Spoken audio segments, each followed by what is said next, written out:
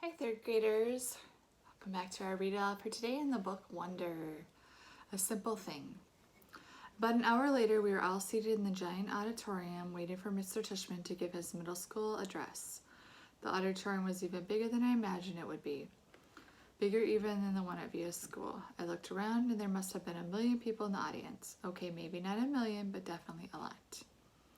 Thank you, Headmaster Jansen, for those very kind words of introduction, said Mr. Tishman, standing behind the podium on the stage as he talked into the microphone. Welcome, my fellow teachers and members of the faculty. Welcome, parents and grandparents, friends and honored guests, and most especially welcome to my 5th and 6th grade students. Welcome to the Beecher Prep Middle School graduation ceremonies. Everyone applauded.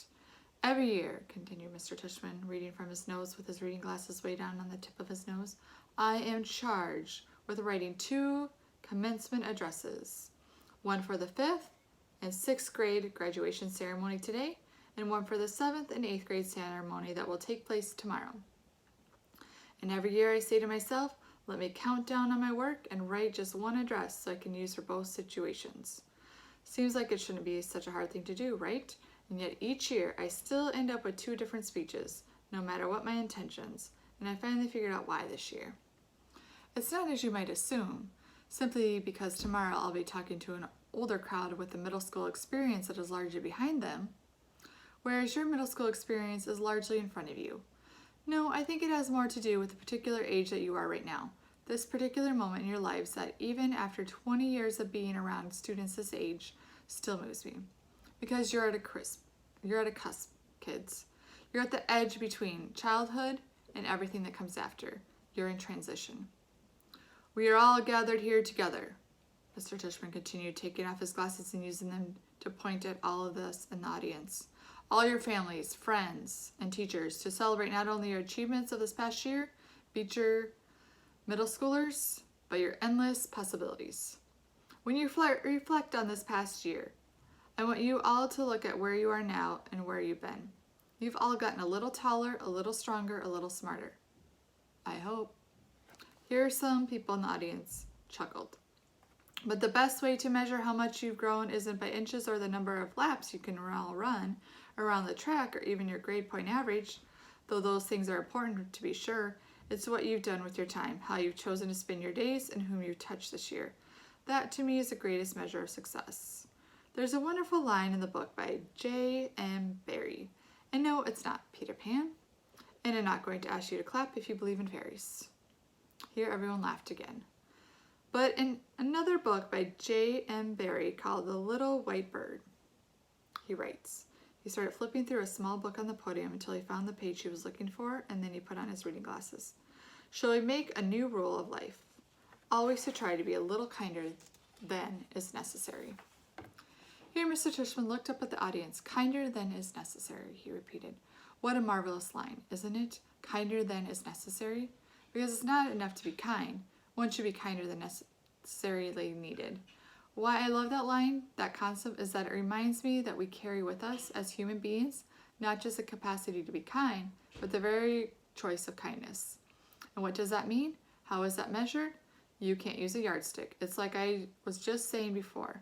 It's not like measuring how much you've grown in a year. It's not exactly quantifiable, is it? How do we know we've been kind? What is being kind anyway? He put on his reading glasses again and started flipping through another small book. There's another passage in a different book I'd like to share with you, he said, if you'll bear with me while I find it. Ah, here we go. And Under the Eye of the Clock by Christopher Nolan. The main character is a young man who is facing some extraordinary challenges. There's one part where someone helps him, a kid in his class. On the surface, it's a small gesture, but to this young man, whose name is Joseph, it's, well, if you'll permit me. He cleared his throat and read from the book.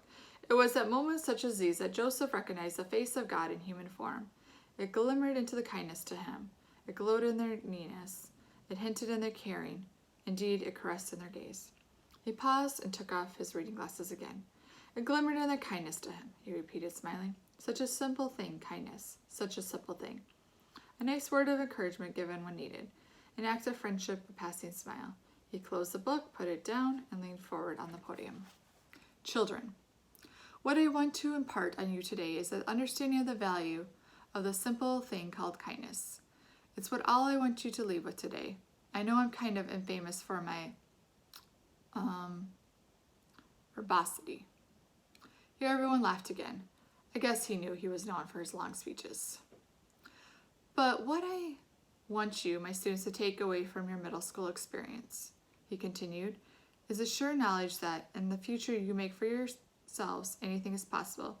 If every single person in this room made a rule that wherever you are,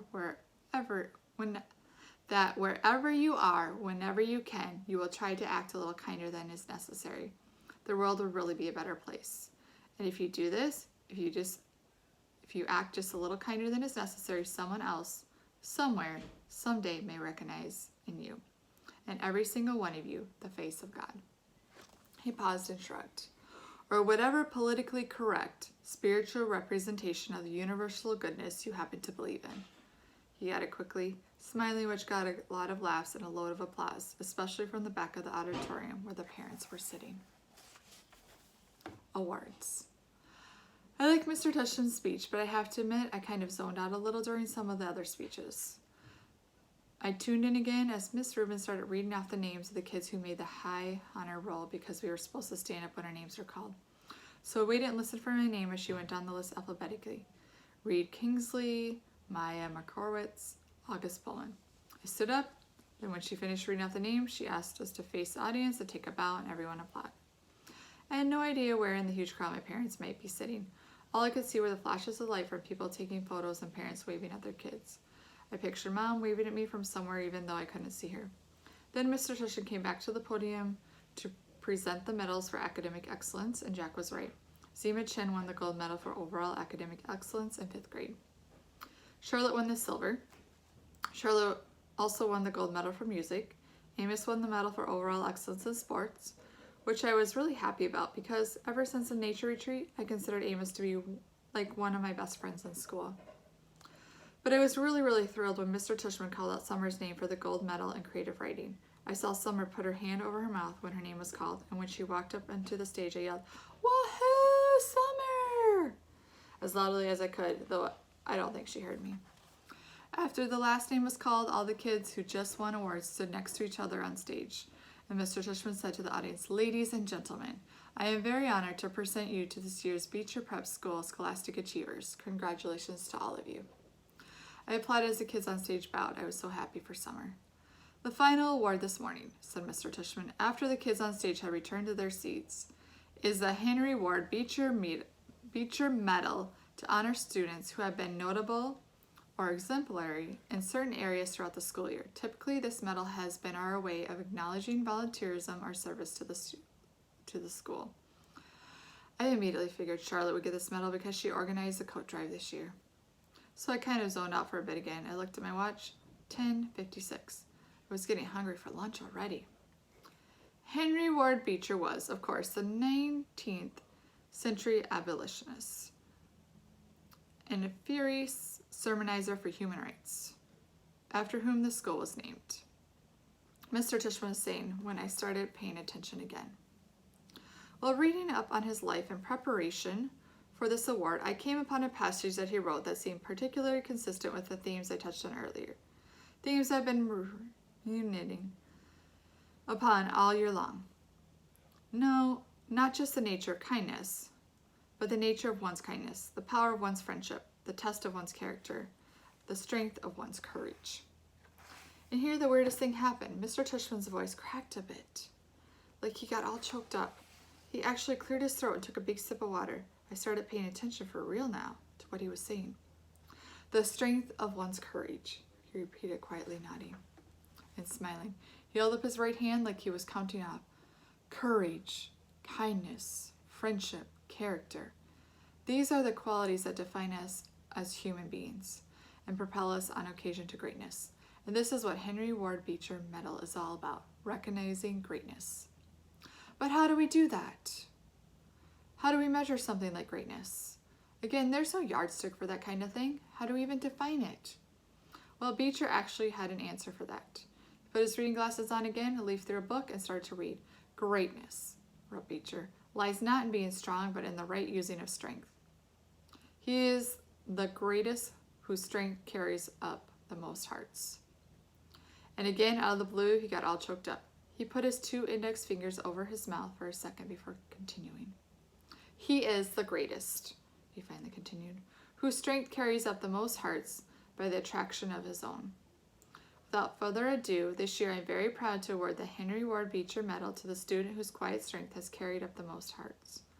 So, will August Pullman please come up here to receive this award? Okay, we're done with the read aloud for today. See you again tomorrow. Bye-bye.